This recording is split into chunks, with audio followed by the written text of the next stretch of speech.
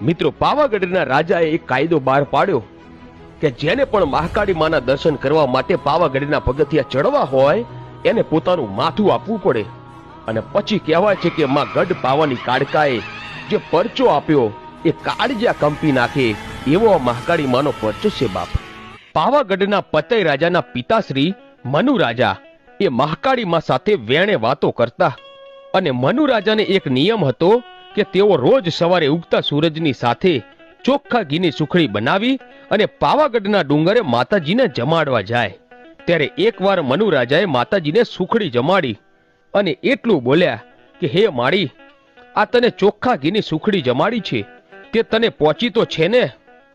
આમ એક દિવસ, 2 દિવસ, 3 દિવસ અને ચોથા દિવસે પણ મનુ રાજા સુખડી જમાડીને બોલ્યા, હે મારી ગઢ પાવાની મહાકાળીમાં, તને સુખડી પહોંચી તો છે ને? ત્યારે મારી ગઢ પાવાની કાળકા બોલી કે હે મનુ રાજા, એક 1.25 શેર ઘીની સુખડી જમાડે છે, એમાં તું મને 4 વાર તો પૂછે છે. તે તો ઘીની સુખડી જમાડી, પણ આ જગતમાં અમુક માણસો મને એના માથા પણ ચડાવવા વાળા પડ્યા છે. આ માતાજીના શબ્દો મનુ રાજાને ખોટા લાગ્યા અને તે માતાજીને વિવાદ કરે છે કે હે માળી, તને કોણ માથા ચડાવતું હશે, હું પણ જોઉં છું. પછી તો મનુ રાજાએ પાવાગઢના ડુંગરના પગથિયે લખી દીધું કે જેને મહાકાળી માનું માથું ચડાવવું હોય એ જ આ ડુંગર ઉપર પગ મૂકે, નહીતર કોઈએ ચડવું નહીં. આમ કરી રાજા ડુંગરેથી ઉતરી ગયો અને ત્યારથી 1 દિવસ, 2 દિવસ અને એમ કરતા કરતા 3 મહિનાના વાણા વાઈ ગયા.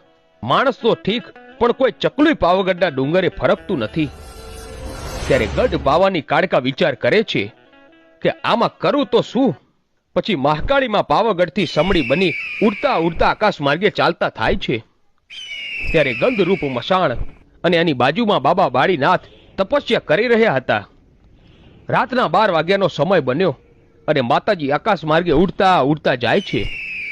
ત્યારે બાબા બાળીનાથને અંતર ધ્યાનથી જોયું કે આહાહા, આકાશમાં કોઈ દેવી જાય છે. પછી તો પોતાના હાથમાં આંજળી લઈને હવન કુંડમાં ઘા કર્યો અને હવન કુંડમાં નાખતાની સાથે જ જમીનથી આકાશ સુધીની દિવાલ બની ગઈ અને માતાજી એ દિવાલે અથડાઈ અને નીચે આવ્યા. બાળીનાથ જેવો તેવો બાવો નથી, પણ જુગ જુગનો જોગી હતો અને દેવીને કહે છે કે હે દેવી, કેમ અત્યારે? ત્યારે ગઢ પાવાની કાળકા વાત કરે છે કે મારે અને મનુ રાજાને વિવાદ થયો છે કે મને માથું ચડાવે એવો માણસની શોધમાં હું નીકળી છું. હે બાળીનાથ બાબા, મને માથું ચડાવે એવો માણસ કોઈ છે ખરો? અને તે દી બાબા બાળીનાથે મહાકાળી માને એટલું કીધું, હે દેવી,